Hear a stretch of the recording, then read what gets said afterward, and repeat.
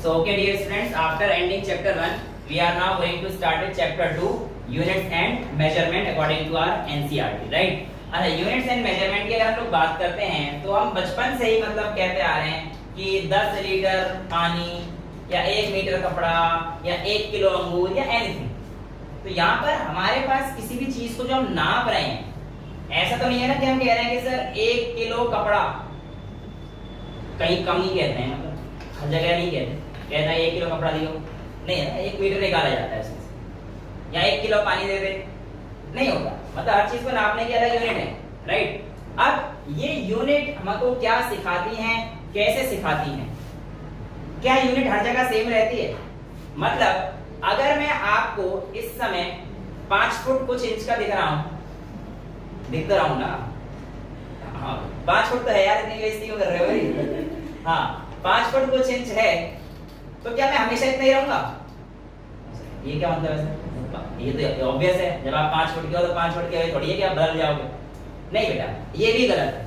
आज फिजिक्स में हम देखेंगे कि अगर मैं यहाँ पे इस समय 5 फुट का हूँ तो तुम्हारी आंखों के सामने आज मैं तुमसे इस जो मेरी नॉर्मल हाइट है इससे लंबा हो जाऊंगा। चेक करना चाहोगे? हाँ कर लेते हैं। सो सर आप आ जाइए, मैम आप आ जाइए प्लीज। ठीक है, ये क्या है? Measuring tape. अब इससे मेरी हाइट नापी जाएगी और आपके सामने मेरे से तो ये कैसे नाप देगा सर, मेरे यहाँ आ रहे हो, अच्छा पकड़ इसे, Prachi you will be helping him. और आप एक बार देखना कि जो मेरी हाइट है वो इस समय पर कितनी आएगी। गुड, और निकालने से और निकाल सकते हैं, राइट। तो इसे बेटा यहाँ पे रख दे, जहाँ पे मेरा सिर्फ ये छोटी वाली पॉइंट है। तो क्या मेजर करनी है? 5.2 होगी ना? हाँ 5.2 का होनी चाहिए। वो प्राची को दे दो, वो प्राची की हेड है। हाँ प्राची बेटा इसे बिल्कुल परफेक्टली मेजर करना, और मैं बिल्कुल सीधा खड़ा हूँ, मेरे को और बेटा बिल्कुल तनाव नहीं आना चाहिए। तो बाल भी आते हैं बेटा कितना आया ये? ऐसा करता हूँ क्लास में कभी कभी नींद आ जाती है मुझे, गद्दे लगा देता हूँ और अब मैं आप लोगों के सामने लेटूंगा। सर नींद के और लिए? हाँ बेटा नींद के लिए लेटूंगा, क्या करूंगा क्या पता, तुम क्लास में गलत बातें मत किया करो। तो कैमरामैन सर, क्या मैं लेट जाऊं? तो मैं लेट चुका हूं जी, और यहाँ पर अब मेरी हाइट नापने के लिए 2 लोग तैयार हैं। सर मेरी हाइट नाप दीजिए। Good night sir. Good night बेटा, गुड नाइट। तो ये जो हाइट है मेरी, ये कितनी आई है बेटा? 170 सेंटीमीटर। क्या? ये क्या हो रहा है? ये सच है? कैसे? 170 सेंटीमीटर। Oh my God. कि सर आपकी एलिजिबल हाइट तो 164 है। मैं कहूंगा नहीं नेट के नाप ले, मैं एलिजिबल कैंडिडेट हूं। मतलब यहाँ पर आप देख पा रहे हो, वही बंदा अगर खड़ा है तो हाइट 160। चलो थोड़ा बहुत इनकी मेजरमेंट में एरर रहा होगा, अब गरीब है भैया, थोड़ा सा मतलब फंड की कमी है, पूरा इंस्ट्रूमेंट ऐसे समझ तो आ रहा है तुम्हें, कुछ भी एरर रहा होगा, इतना डिफरेंस तो नहीं आएगा ना। चलो लेट्स से कि 163 164 रही होगी, XYZ जो भी रही होगी, बट डिफरेंस तो है। लेटे हुए नापने में और खड़े हुए नापने में डिफरेंस है, यानी कि यूनिट चेंज हो रही है। इसका रीजन आपको फिजिक्स आगे बताएगी। मैं बस आपको यहाँ पे बताना चाह रहा हूँ कि किस किस तरीके से हमारे पास फिजिक्स हमसे खेल खेलती है, बहुत प्यारे प्यारे खेल खेलती है, ठीक है। अभी हम फिजिक्स को कौन कौन सी यूनिट में नापते हैं, कैसी क्वांटिटीज में नापते हैं, ये सारी चीजें हम लोग देखेंगे, ठीक है। तो गद्दा ही रहने दे, थोड़ा सा दिक्कत होगी, मैं इसे फोल्ड करता हूँ फटाफट से। यस ओके, सो बैठ सकते हैं। Thank you so much, you may take your respective seats. Thank you so much, thank you बेटा। सो यहाँ पर हमने देखा कि मेरी हाइट क्या रही 70 में खुश हूँ, ये मत बोलना हमसे सर आप छोटू हो। सर मेरी स्टैंडिंग हाइट 170 है। ठीक है। तो यहाँ पर हमारे पास एक चीज समझ में आती है कि सर कुछ ना कुछ तो लोचा है, और ये फिजिक्स क्या है समझाएगी, अभी तक हमें नहीं पता बेटा, ये तुम्हें पता भी नहीं चलेगा। मैं कह रहा हूँ मतलब वो बेफिक्र रहो, अभी तो और चीज देखेंगे आज हम लोग, समझेंगे चीजें, है ना। और मैं ये भी बताऊंगा कि जो हमारी ये जो फीमर बोन है, ये जो फीमर बोन है, क्या ये भी फिजिक्स के लॉ को वायलेट करेगी या सिर्फ बायोलॉजी पढ़ेंगे बोन में? ऐसा नहीं है बेटा, मैं बोन को भी फिजिक्स से रिलेट करूंगा, समझ रहे हो? देखो किसी भी खूबी को जानकर उसकी तरफ जाना है तो आकर्षण है, किसी भी खूबी को जानकर उसकी तरफ जाना है आकर्षण होता है, पर खामियां जानते हुए उससे प्रेम करना या उसके पास जाना, वो प्रेम होता है। मुझे पता है इस चैप्टर से बहुत ज्यादा नहीं आ रहा, मुझे पता है इस चैप्टर से बहुत ज्यादा नहीं आ रहा, लेकिन मुझे इस चैप्टर से प्रेम, तभी तो फिजिक्स पढ़ पाएंगे हम लोग। और मुझे पता है एक क्वेश्चन आना है नीट में, मैं उसके हिसाब से जा रहा हूँ, पढ़ने कंपटीशन लगाना है, क्योंकि क्वेश्चंस करने हैं। नहीं, फिजिक्स पढ़ने के लिए आए हैं हम, तो हर चीजों को समझना है, ठीक है। खामियां जानने के बाद भी चाहना, वो प्रेम। खूबियों से तो कोई भी आकर्षित हो सकता है कि चलो एक क्वेश्चन आएगा नीट के लिए पढ़ लेते हैं, हमें फिजिक्स पढ़नी है, फिजिक्स के लिए पढ़ रहे हैं हम लोग। चलिए, अब यहाँ पर हमारे पास बेटा यूनिट्स को नापने के लिए कुछ क्वांटिटीज बताइए। अब हमारे पास क्वांटिटीज दो तरीके की होती हैं, एक होती है बेस क्वांटिटीज। कौन सी होती है बेटा? Base quantities. अब ये बेस क्वांटिटीज क्या होती हैं, कैसी होती हैं, आइए देखते हैं। बेटा बेस क्वांटिटी वो जो अपने आप में फंडामेंटल है, यानी कि इन्हीं को लेकर हम लोग बाकी सारी क्वांटिटी को निकालते हैं, और ऐसी क्वांटिटी जो बेस क्वांटिटी से निकाली जाएंगी उन क्वांटिटीज को हम लोग क्या बोलते हैं? Derived quantities. क्या बोलेंगे बेटा? Derived quantities. Now what is base quantity and what is derived quantities, आपको ये आइडिया लग चुका है। एग्जांपल के तौर पर अगर मैं बात करता हूं मीटर, तो ये लेंथ की एक बेस क्वांटिटी है, लेंथ को नापने की एक बेस क्वांटिटी मीटर है, राइट। तो यहां पर हमारे पास मैं कहता हूं मीटर एक बेस क्वांटिटी है। लेकिन अगर मैं बात करता हूं यहां पे स्पीड की, क्या बोला मैंने? स्पीड। तो बेटा अगर मैं बात करना चाह रहा हूं यहां पर कि स्पीड क्या है, तो स्पीड आएगी जब आप मीटर को सेकंड से डिवाइड करेंगे, यानी कि बेस क्वांटिटी को इस्तेमाल करके आप यहां पर पहुंचे हैं, इसीलिए इन क्वांटिटीज को हम लोग कहते हैं मीटर पर सेकंड। यहां पर मीटर पर सेकंड बन जाएगा। तो ये कैसी क्वांटिटीज हो गई? Derived quantities. बेस क्वांटिटी हमारे पास 7 इन नंबर्स रहती है। कितना रहती हैं? 7 इन नंबर्स। तो बेटा हमारे पास 7 इन नंबर्स में जो हमारे पास बेस क्वांटिटीज आने वाली हैं वो कौन कौन सी हैं, ये आज हम देखेंगे, ठीक है। सबसे पहले हमारे पास आएगी लेंथ, फिर आता है बेटा हमारे पास मास, फिर आता है हमारे पास टाइम, फिर आता है बेटा आपके पास थर्मोडायनेमिक टेम्परेचर, फिर आता है बेटा आपके पास अमाउंट ऑफ सब्सटेंस, से पहले करंट, कोई से भी लिख सकते हो, कोई फर्क नहीं पड़ना, करंट, फिर आपके पास आता है अमाउंट ऑफ सब्सटेंस, और लास्ट आता है आपके पास ल्यूमिनस इंटेंसिटी। बेटा देखिए इन सबको नापते किस किस में है ये आपको पता होना चाहिए।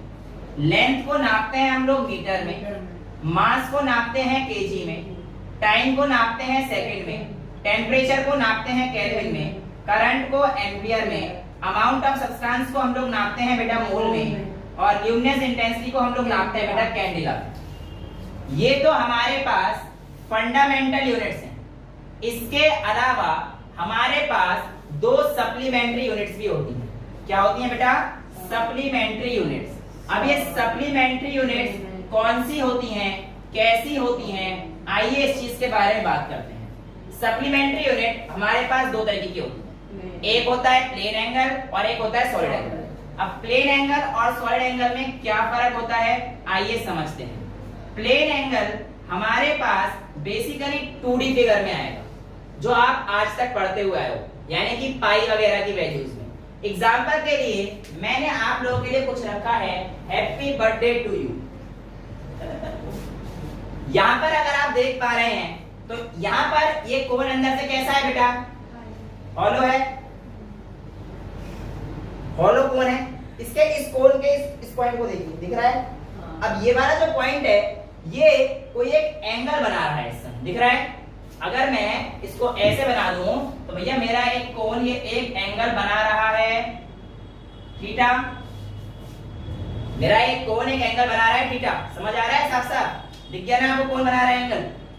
ये आपके पास प्लेन एंगल में आता है जब कोई चीज आपके पास 2D फिगर की आती है। बेसिकली ये जो 2D फिगर की वैल्यू आएगी ये हमारे पास प्लेन एंगल की आएगी, और यहाँ पे जो हमारे पास एंगल बनाएगा थीटा, इसको हम लोग किस में नापेंगे बेटा?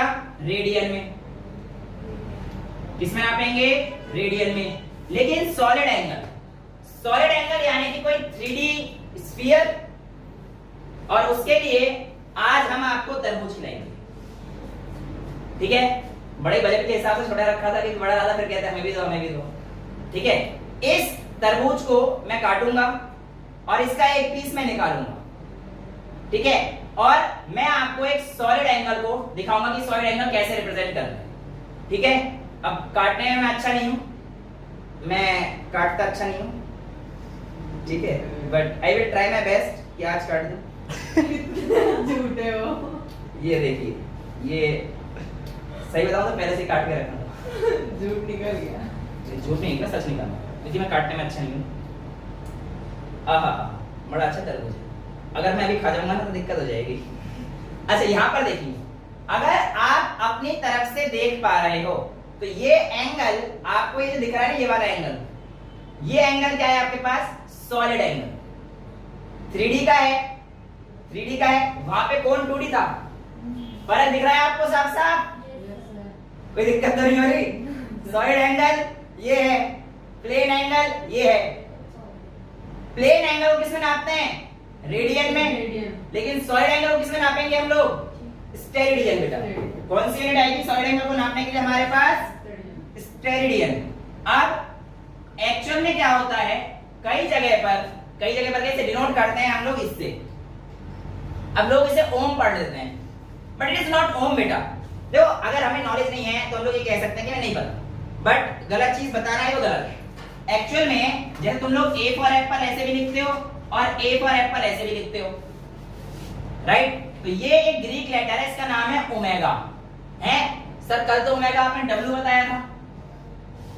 कल सर आपने जब एंगुलर मोमेंटम पढ़ाया था उसमें एम आर स्क्वायर ओमेगा बताया था। हाँ बेटा, मैं अब भी कह रहा हूँ बताया था, और मैं अभी ये कह रहा हूँ ये भी ओमेगा है। बेटा ये जो ओमेगा है छोटा वाला अल्फाबेट है ग्रीक का, जैसे हमारे यहाँ छोटा ए है ना, तो छोटा ए समझ लो, और बड़े वाले ओमेगा को हम लोग वहां पे ऐसे रिप्रेजेंट करते हैं। तो ओमेगा हमारे पास इसमें नापा जाता है स्टेरेडियन। स्टेरेडियन। अब यहाँ पर इस ओमेगा की वैल्यू कितनी होगी, यानी कि जो पूरा आपके पास एंगल आया है इसकी वैल्यू कितनी होगी, ये चीज आज तक आपको नहीं पता, क्योंकि आप लोग में से कुछ बच्चों के पास तो मैथमेटिक्स नहीं है, तो बेचारे फंसेंगे, और बाकी तो ऐसा कह दिया जाएगा ये तुम्हारे कंपटीशन में नहीं आएगा या फिर एक्स वाई जेड, ठीक है उनकी बात, बट फिजिक्स के लिए आएगा। तो जितनी मैथमेटिक्स यूज होगी मैं सारी चीज कोशिश करूंगा कि आपको समझ में आए, ठीक है? पूरी डेरिवेशन में ऐसी क्लास तो नहीं चला सकते, बट हाँ ये सारी चीजें डोंट वरी अबाउट, ये सब हम लोग करेंगे, कोई टेंशन लेने की जरूरत नहीं है। ओके, अब ये एंगल कितना आएगा बेटा? देखो ये तो तुम्हें पता है कि अगर इसका मैं थीटा निकालता हूं, angle is equals to arc, जो इसका आर्क बनेगा अपॉन रेडियस, क्लास 9, तो angle is equals to, let's say ये आर्क आपके पास पूरा AB बन रहा है, AB अपॉन इसका रेडियस r। अगर मैं पूरा ये ले लेता हूं, ठीक है, तो ठीक angle is equals to arc upon radius पढ़ा है या नहीं पढ़ा दादा को? ये यहां से ऐसे गया है, अगर इसने ये एंगल बनाया है, ये थीटा और ये रेडियस r, तो ये A से लेकर B पॉइंट तक मान लो, तो theta is equals to AB upon r। पढ़ा है? इस कोण की रेडियस ये वाली हो जाएगी, ठीक है? तो हमारे पास यहां से समझ लो, इससे देखने में दिक्कत हो रही है तो इससे समझने में दिक्कत हो रही है रेडियस निकालने में, तो इससे समझ लो angle is equals to arc upon radius तो पढ़ा है, इसे भी गोली मार लो। ये तो बहुत सिंपल है कि angle is equals to arc upon radius हम लोग निकाल लेंगे, तो बेसिकली थीटा निकालने के लिए हमारे पास कोई दिक्कत नहीं, बट दिक्कत सर इसमें आएगी सॉलिड एंगल में, क्योंकि इसमें जो एंगल है बेटा, जो आपका सॉलिड एंगल निकलेगा स्टेरेडियन, वो ऐसे नहीं निकलेगा। स्टेरेडियन निकलेगा आपका बेटा इसका, इस जो मैंने ये तरबूज निकाला है आप लोगों के सामने, आई मैं ही खाऊंगा, आपको तो क्या काम मिलता है, तो आपकी तरफ देखो मैं एंगल देख पा रहा हूं, आपको एक एंगल दिख रहा होगा जो मेरी तरफ आ रहा होगा, राइट? लेकिन आपकी तरफ क्या है? स्क्वायर। स्क्वायर बेसिकली कह सकते हैं आप, तो इसका मैं एरिया कह सकता हूं, इसका इस सरफेस का तो मैं एरिया निकाल सकता हूं ना यहाँ पे, तो it is equals to area upon में इसका r इंटू r निकालना पड़ता है, तो यहाँ पे क्या आ जाएगा? Area bye r square. तो इस तरीके से आप लोग स्टेरेडियन एंगल निकालते हो। अब मैं इसे खा सकता हूं क्योंकि आपको एंगल समझ में आ चुका है। एरिया फिर चाहे उसको जो भी फिर करो, हाँ, इसका ये जो काटा, जो पीछे, हाँ, तो अभी ये इंटीग्रेशन जब हम सीखेंगे तो आप पढ़ोगे कि d omega is equal to D A by R square. D मतलब बहुत छोटी टर्म्स के लिए जब हम लोग बेसिक मैथमेटिक्स करेंगे उसमें मैं आपको बताऊंगा। पर तरबूज बहुत बढ़िया है, किसी को खाना है तो क्लास के बाद मुझसे संपर्क कर सकता है। खिलाऊंगा बेटा, सब खिलाऊंगा। इतनी चीज समझ में आई। अब हमारे पास अगर ये पूछ लेता है कि भाई इसमें और इसमें कोई रिलेशन है, थीटा और इसमें, तो यस, थीटा और स्टेरेडियन में रिलेशन होता है। क्या रिलेशन होता है? तो omega is equals to 2 pi 1 minus cos theta. Please note कर लीजिए, अगर आईआईटी के कंपटीशन में आया तो आ सकता है, नीट में आने के चांस थोड़े कम है। बट यस, ये चीज आपसे आईआईटी में अगर उनका मन कर गया तो कुछ नहीं बन सकते। But for the love of physics हमें सारी चीज पता होनी चाहिए। यहां तक ये चीज क्लियर है? क्लियर है? कोई दिक्कत? अब आप लोगों को मैं एक टास्क दूंगा, वो आप लोगों ने बहुत ही दिमाग लगा के करना है। दिमाग क्या लगाना है? दिमाग तो मतलब तब लगाएंगे जब होगा मतलब करना है, लेकिन आपको नजर आएगा और उसके बाद हम लोग फिर आगे बढ़ेंगे। राइट? ऐसा कीजिए, आप लोग अपना अपना पेन आगे निकाल लीजिए प्लीज, अपना अपना पेन आगे निकाल लीजिए और इस बोर्ड की तरफ अपना पेन रख दीजिए प्लीज। ऐसे करके रख दीजिए। रख दिया सबने? आपका बैकग्राउंड, आपको बोर्ड दिख रहा है सबको। अब आपको एक काम करना है, अपनी राइट वाली आंख बंद करके पेन को देखिए, फिर उसके बाद अपनी लेफ्ट साइड देखिए। क्या दोनों में शिफ्ट नजर आ रहा है? लेफ्ट और राइट बंद करने में आ रहा है नजर? पहले इधर था, इधर हुआ ना? जब आपने अपनी लेफ्ट आई बंद करी तो थोड़ा सा इधर शिफ्ट हुआ, राइट आई बंद करी तो थोड़ा सा इधर शिफ्ट हुआ ना? किसी को दिक्कत है तो बता दो भाई, फिर तुम्हारी आंख में दिक्कत है, किसी को दिक्कत है तो मेरी दिक्कत नहीं है, फिर होना चाहिए। दिक्कत नहीं, ये ऐसे ऐसे हिलना चाहिए। और इस हिलने को, इधर से इधर को हम लोग बोलते हैं बेटा पैरेलैक्स। क्या बोलते हैं? पैरेलैक्स। और ये जो पैरेलैक्स है, इससे हम लोग कुछ चीजें देखेंगे कि कैसे निकालते हैं। और इवन इससे आज हम लोग डिस्टेंस भी कैलकुलेट कर देंगे, यहां से लेकर मून तक की हो, चाहे सन तक की हो, या उसका साइज भी हम लोग कैलकुलेट कर सकते हैं। We will see this, don't worry. कैसे? इस मेथड से, पैरेलैक्स मेथड से। अच्छा, पैरेलैक्स में कह सकता हूं इसका मतलब कि जब तुम यहां पर एक फोकस कर रहे थे तो तुम्हारी आंख से एक एंगल इधर जा रहा था, एक एंगल इधर जा रहा था नॉर्मल केस में। तो मैं इसको अगर यहाँ पे फोकस रख के ऐसे रखता हूँ तो मेरे पास कुछ ऐसा कुछ बनेगा, और ये जो पैरेलैक्स है ए से बी वाला शिफ्ट हो जाएगा। भाई तुम्हारे पास जो पेन को फोकस कर रहे थे, मान के चलो तुम्हारा पेन यहाँ है, जब यहाँ से ऐसे जा रहा था तो राइट आई बंद करके देखी तो इधर आया, लेफ्ट आई बंद करके देखी तो ये आया, ये शिफ्ट हुआ है, तुम्हारे पास क्या हो गया? पैरेलैक्स। ये हो गया पैरेलैक्स। तो अब मैं मान के चलता हूँ थीटा निकालना है मेरे को, तो मैं क्या निकाल लूंगा? ए बी अपॉन ये ओ बी, जो भी आएगा, angle is equal to arc upon radius. भाई अगर मैं ऐसे हर जगह से कर दूंगा तो पूरा सर्कल बन जाएगा ना? तो angle is equal to arc upon radius, तो theta is equal to A B upon R. ये तो क्लियर है?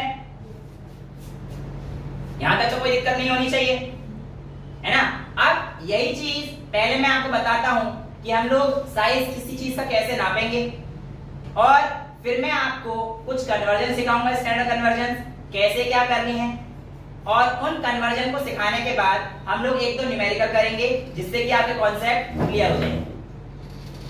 राइट? देखिए, मैं कहता हूं कि आप अर्थ के एक डायमेट्रिक एंड पे खड़े हैं और उसके बाद आपने किसी दोस्त को फोन कर दिया, या आपका मन कर दिया आप दूसरे डायमेट्रिक एंड पे चले गए, मतलब एक एंड से दूसरे एंड पर, एक सर्कुलर एंड के इस एंड से लेकर इस एंड तक। और अब यार मैं तुमसे कहूं कि यहां से चंदा मामा को देख लो, तुम अगर यहां से देख रहे हो और अपने घर से देख रहे हो तो ज्यादा फर्क नहीं आएगा, उसमें ज्यादा फर्क नहीं आएगा। रीजन क्या? डिस्टेंस बहुत पास हो जाएगा। समझ रहे हो? तुम्हारे घर और मेरे घर में डिस्टेंस बहुत ज्यादा दूर नहीं है, बड़ा दो diametrically opposite end of the earth, ये समझ में आता है। बट अगर हमें ये पता है तो हम लोग distance between earth and moon निकाल सकते हैं क्या? आइए आज देख लेते हैं। लेकिन हमें पता होना चाहिए कि हमारे पास जो एंगल बन रहा है पैरेलैक्स का एंगल, वो कितना है। ये एंगल हमें पता होना चाहिए कि ये एंगल हमारे पास कितना है। ठीक है? तो ठीक है, मेरे को भैया एक एंड पे भेज दिया ऐसे, भैया तू इधर है, तेरी होने वाली इधर है, XYZ जो भी है, ठीक है। अब यहाँ से मैं ऐसे निहार रहा हूँ और ये ऐसे निहार रही हैं। देख रहे हो कितनी जुदाई है हमारी बातों में। तो ये जो चीजें हैं ये हमें क्या बता रही हैं कि हमारे पास अब यहाँ पर कोई डिस्टेंस आएगी, वो क्या होगी 2r 2 टाइम्स ये अर्थ है, और यहाँ पर मैं मून को निहार रहा हूँ, किसी भी चीज को निहार रहा हूँ, ठीक है। चंदा है तू, ये r है और ये r है, बेसिकली ये 2r हो जाएगा। जब तक आपको अगर ना दिया हो और आपको अगर कोई डेटा नहीं दिया गया है तो बेटा आप गलत हैं। रेडियस ऑफ अर्थ आपको याद होनी चाहिए अब 6400 किलोमीटर। तो रेडियस ऑफ अर्थ कितनी है 6400 किलोमीटर, ये डेटा आपको याद होना चाहिए, ये प्रोवाइडेड रहेगा आपके पास, ठीक है। और ये जो 6400 किलोमीटर अगर मैं इसको ट्वाइस कर देता हूं तो मेरे पास बेसिकली ये d आ जाएगा, ये डायमीटर आ जाएगा, इतना तो आप कर ही लेंगे, राइट। अब मैं कहता हूं कि आपको यहां पे जो एंगल मिला, एंगल ऑफ पैरेलैक्स जो आपको मिला, मैंने आपको कोई भी एंगल दे दिया थीटा, मैंने आपको कोई भी एंगल दे दिया थीटा, तो angle is equals to arc upon radius का फॉर्मूला इस्तेमाल करके मैं यहां से लेकर यहां तक की डिस्टेंस निकाल सकता हूं, मैं यहां से लेकर यहां तक की डिस्टेंस निकाल सकता हूं, समझ आ रही है बात। तो इसका मतलब ये होता है कि theta is equals to 2r by ये a भी मान लेता हूं, चलेगा, कोई प्रॉब्लम। तो ये हमारे पास पैरेलैक्स की कहानी होती है, ये तुमने किया, इसके पीछे की कहानी है। बट सर इससे हम लोग डिस्टेंस कैसे कैलकुलेट करेंगे, तो यहां पर आज हम लोग समझेंगे, ठीक है। तो ये चीज आपको सारी क्लियर है, प्लेन एंगल सॉलिड एंगल आपसे इससे ज्यादा नहीं पूछा जाने वाला है फिजिक्स के अंदर, ठीक है। बट हाँ न्यूमेरिकल कैसे पूछते हैं, आइए इसको कर लेते हैं। शेयर हैबिट ऑफ या किसी को नोट करना है तो वीडियो डलती है, स्क्रीनशॉट लेके कर लेना। सो ओके स्टूडेंट्स, आफ्टर ये सब करने के बाद अब हम लोग थोड़ा सा कन्वर्जन की तरफ बढ़ते हैं, है ना। मेरे हिसाब से 11th क्लास में जब आप जाओगे और मैथमेटिक्स पढ़ोगे तो वहां पे ना conversion, degree into radian, minutes, ये सारी चीजें आप लोग मैथमेटिक्स में पढ़ेंगे। बट हमारे यहाँ पे फिजिक्स में इतनी मैथमेटिक्स चल जाएगी कि आपको वो वाली मैथमेटिक्स यहीं हम सिखा देंगे, right. Starting with the degree, आपके पास बेटा एक डिग्री में कितना रेडियन होता है ये आपको पता होना चाहिए।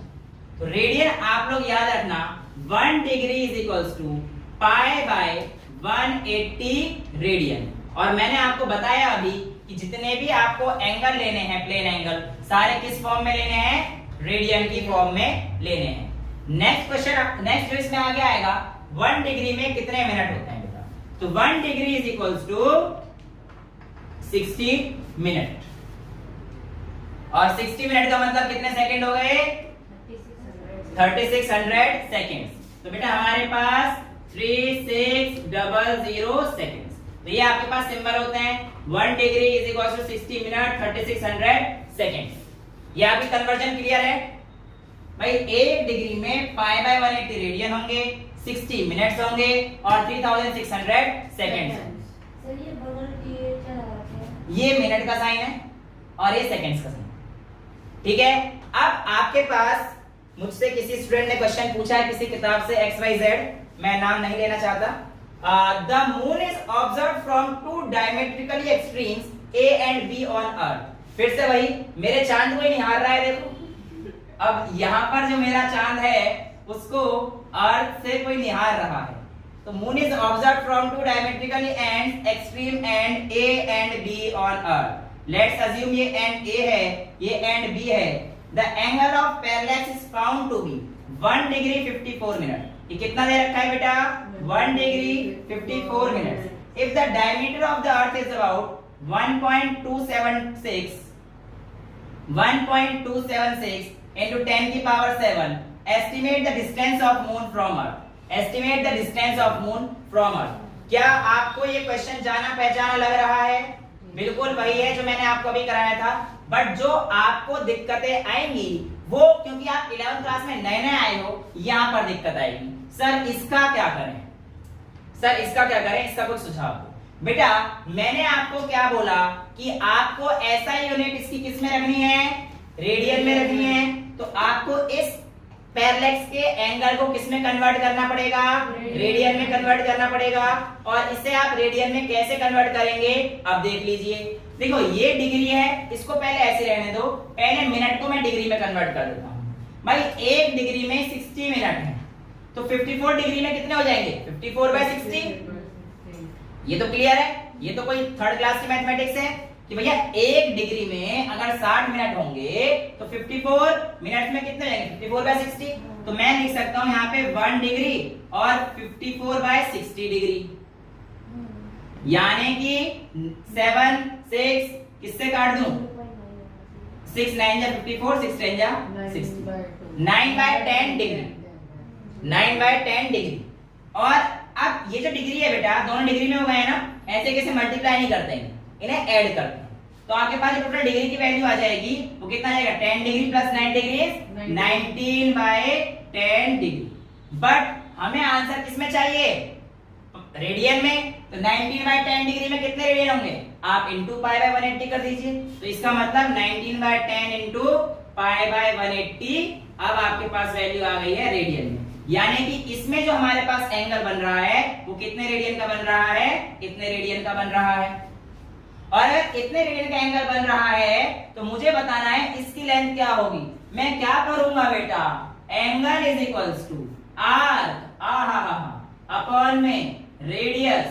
आर्क अपॉन में रेडियस अगर आप लगाएंगे तो मेरे पास जो वैल्यू आ जाएगी वो आ जाएगी 19 into pi upon 1800 is equals to, A B आपको दे रखा है 1.27 10 की पावर 7 अपॉन ये angle is equals to O arc upon radius हो चुका है। तो यहाँ पे ये वाली वैल्यू x की आपको निकालनी है, ये x की वैल्यू निकालनी है। तो x इज इक्वल्स टू क्या हो जाएगा बेटा? 19 पाई को नीचे ले आइए अपॉन में 19 इंटू पाई। इसे जब आप सॉल्व करेंगे तो मैं कैलकुलेटर से करके बता देता हूं। ये आपका ये जो सॉल्व करके बेटा आपके पास आ रहा है, मेरे पास आ गया 38.317 समथिंग इंटू 10 की पावर 7, और इसको आप सॉल्व करेंगे 3.8 इंटू 10 की power 8। So this will be your final answer. यहाँ पर आप लोगों से क्वेश्चन पूछा गया है, और अगर मैं इसका आंसर जो मैम ने मेरे को किताब दी है उससे देखें तो सही होना चाहिए वैसे तो मेथोडोलॉजी सही है। तो units and measurements, yes 3.84 into 10 की पावर 8 आपने जीत लिया है। पता नहीं क्या क्या क्वेश्चन जीत लिया है। तो बेटा ये बहुत ही सिंपल क्वेश्चन था, इतना टफ क्वेश्चन नहीं था, बट बेस कहां था इसका? भाई angle is equals to arc upon radius में। तो ये आपको समझ में आया? यहां तक कोई डाउट है? सर वहां पे सर जब वापस π/180 से क्यों मल्टीप्लाई होगा? बेटा क्योंकि हमें ऐसा यूनिट में रखना है। ये डिग्री में आया था हमारे पास आंसर, डिग्री को रेडियन में कन्वर्ट करने के लिए क्या करना पड़ेगा? हमें π/180 की मल्टीप्लाई करनी पड़ेगी। एक डिग्री में π/180 रेडियन है। अब मैं तुमसे कहता हूं 30 डिग्री में कितने रेडियन होंगे, तो आप क्या बोलोगे? 30/180। भाई 30 डिग्री इज इक्वल्स टू 30 π/180, यानी कि π/6 रेडियन। 45 डिग्री में कितने होंगे? 45/180। 60 डिग्री में कितने होंगे? 60/180। तो किसी भी डिग्री को रेडियन में कन्वर्ट करना है तो इनटू π/180 कर दीजिए। समझ में आया? तो यहाँ पर आपके पास ये जो कॉन्सेप्ट होता है किस किस का? पैरेलैक्स का, प्लेन एंगल का, बेसिक यूनिट्स का, लेंथ का, डायमेंशंस का, ये सारी चीजें आप लोगों की स्टार्ट हुई हैं यूनिट से। मेजरमेंट तो इन लोग करेंगे, डायमेंशंस वगैरह तो बहुत आगे जाएंगे, ठीक है, जहां पे आपके पास मेजरिंग इंस्ट्रूमेंट्स आएंगे। अभी ये सब चीजें तो हमने बहुत लॉन्ग डिस्टेंस वाली चीजें नापी है ना, जो नॉर्मल डिस्टेंस की चीजें हैं छोटी मोटी, वो हम लोग अपने नॉर्मल स्केल से नापते हैं। अभी यहाँ पे जो आपने मेरी हाइट नापी थी 160 और 170, उसमें भी कुछ ना कुछ एरर्स हैं, अनसर्टेनिटी हैं, वो सारी चीजें हम लोग अभी आगे देखेंगे, ठीक है। तो यहां तक इस लेक्चर में कोई प्रॉब्लम है? कोई प्रॉब्लम है? ठीक है, इतना ही रखते हैं आज के लिए। That's all for today, thank you.